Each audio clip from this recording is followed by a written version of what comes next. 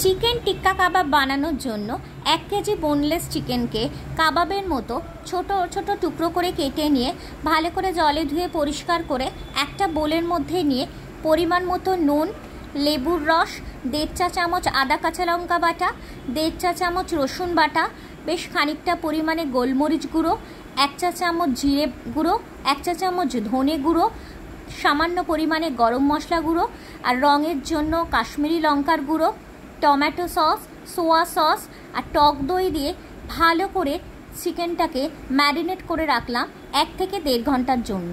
তোমরা যদি হাতে সময় থাকে তাহলে এটা ওভারনাইটও রেখে দিতে পারো। যতক্ষণ চিকেনটা ভালোভাবে ম্যারিনেট করে রাখা যাবে ততটাই ভালো, তাহলে চিকেনটা খুব ভালো সফট আর খুব জুসি হবে।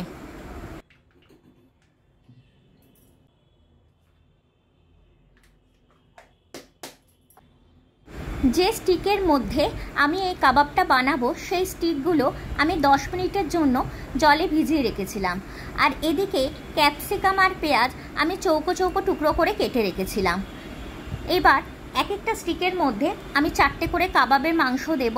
প্রথমে কাবাবের মাংস, তারপরে ক্যাপসিকাম, তারপরে পেঁয়াজ, এইভাবে আমি বানিয়ে সবকটাকে রেডি করে রেখে দেব।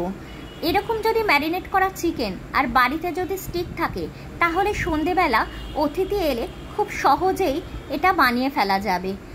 সঙ্গে গ্রিন চাটনি আর স্যালাড সহকারে পরিবেশন করলে সন্ধেটাই জমে যাবে। আর এটা বানাতেও যতটা সহজ আর খেতেও খুব সুস্বাদু হয়। এইভাবে সবকটা স্টিক বানিয়ে একে একে রেখে দিলাম।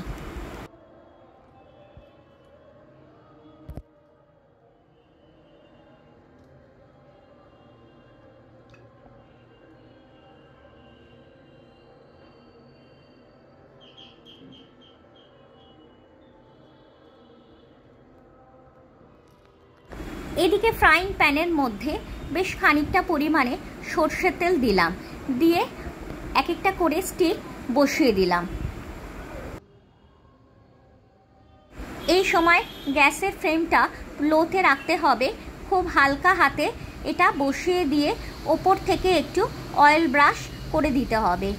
একদিকে রং ধরলে অপর দিকটা করে দিতে হবে।